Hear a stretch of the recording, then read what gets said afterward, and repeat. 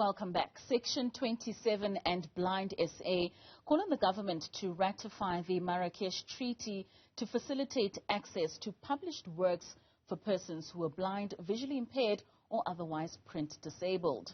The treaty seeks to address the global book famine in which only a small percentage of books are published in accessible formats. In South Africa, less than 0.5% of books are published in accessible formats like Braille or large print. For more on this, we are now joined by Section 27 Senior Attorney Demichelle Petherbridge. Demichelle, thank you so much for joining us this evening. Maybe let's start by explaining exactly what is meant by accessible formats for people that are visually impaired. Good evening. Thanks so much for having me. So your accessible format copy is really just that kind of version of a book or any other printed material that is accessible to people who are blind or visually impaired. And an example of this would be, for example, Braille or large print or a book that's been converted into audio. So it would be something that would be accessible for someone who's not able to see.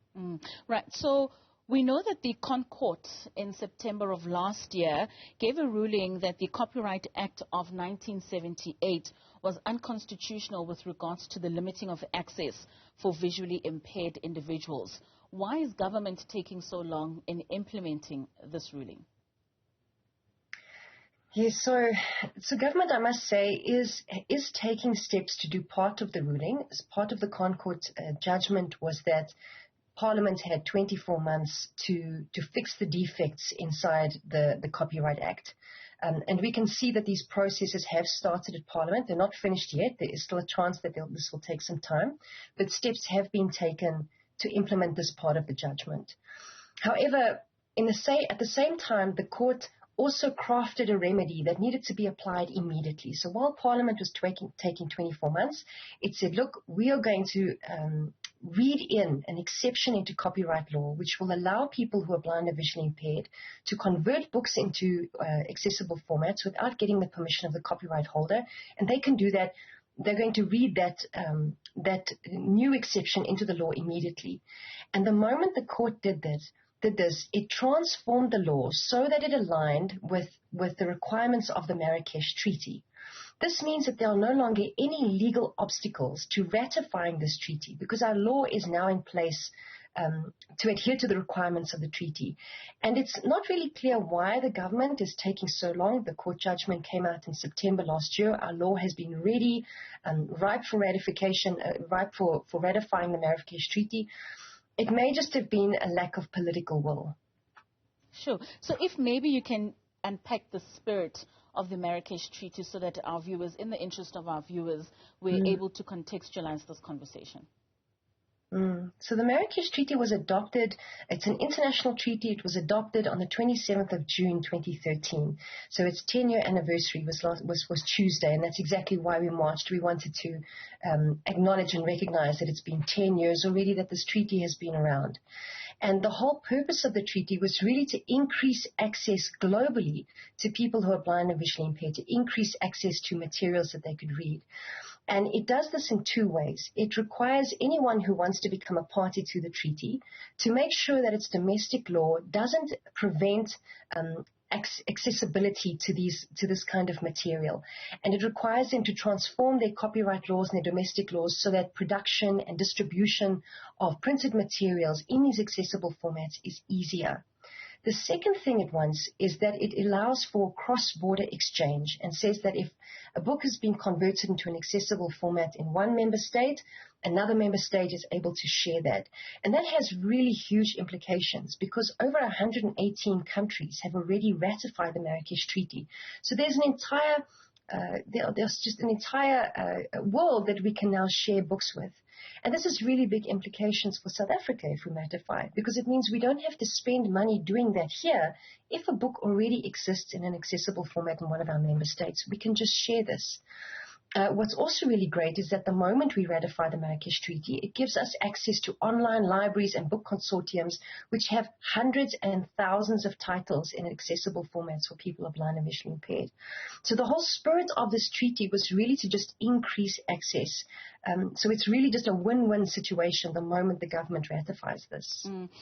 And with it not yet being ratified in South Africa, it simply means that a book that already exists in a certain format internationally, the work needs to be redone in South Africa. Just take us through that process in terms of how long does it take and what's the cost?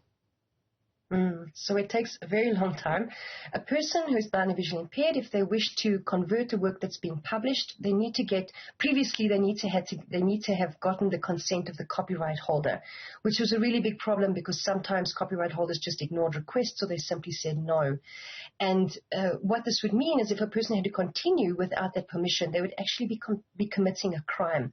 So if you were in varsity or if you were in school and you wanted access to a book, didn't get that permission, you'd become a criminal if you had taken that step. And this was what was so incredible about the judgment last year, is that this need for permission has now been taken away. But the costs are still enormous. We're talking here about thousands and thousands of rands to convert a book into an accessible format, and it takes weeks and weeks to do that. And this is really the kind of obstacle that many people don't have to experience in South Africa. We can simply walk into a library, we can simply walk into an exclusive books and buy a book. But for people who are visually impaired, the costs are huge, and the amount of time that they need in order to convert is also large. And if you're thinking as a student, perhaps who is studying and needs material for your PhD or for an exam, you don't always have that money, you don't always have that time. So it's really a problem. And truly, what's the impact for those that are visually impaired in terms of the book famine that we are currently facing in South Africa? So it's a very severe impact. I mean, you can just imagine that as you'd mentioned, less than 0.5% of published works are actually converted into accessible formats. So there is a severe, severe lack of reading material. And yes, we've spoken about educational resources, but even just cultural resources, religious resources, books on sports, books on history. It's an entire world that's just missing, that's just not accessible for people who are blind and visually impaired. So we see that this infringes not only their right to education, their right to equality, their right to dignity, but also their right to freedom of expression, to be able to express themselves the way they want to in the material they read. And it also prevents an engagement with the cultural life. The moment we have access to literature, we are given power, we're empowered with knowledge and skills, and having access to a lot of reading material can advance our educational opportunities, our life opportunities. So when we just look at 0.5% of materials actually being available, the world becomes very small for a person who's blind and visually impaired. And as I mentioned, it also violates a range of their constitutional rights. Lastly, and very quickly, Demichelle, the march has taken place. What's the next step? Yes, so as you'd mentioned, we are urgently calling on government to ratify the Marrakesh Treaty today, as soon as possible. And it really is just a matter now of governmental departments, and in particular the Department of Trade, Industry and Cooperation, the Department of International Relations and Cooperation, the Department of Women, Youth and Persons with Disabilities, and the Department of Justice, and very importantly the Presidency, now to just take those steps. There are steps that need to be taken at a national level. There are the steps that the departments need to take deliberately, and us as civil society cannot take those steps. We are not authorized or mandated to do them, but they are, and so we're urging them to take that step. It's really just going to be a decision on their part. So we are calling on them to take this seriously and to start initiating the processes that must make this happen. We most certainly hope that heed is being taken into account, especially for those that so desperately need these books. Thank you so much for your time this evening, Demichelle. Thank you. That was Section 27 Senior Attorney Demichelle Petherbridge speaking to us there about the shortage of books for those that are visually impaired.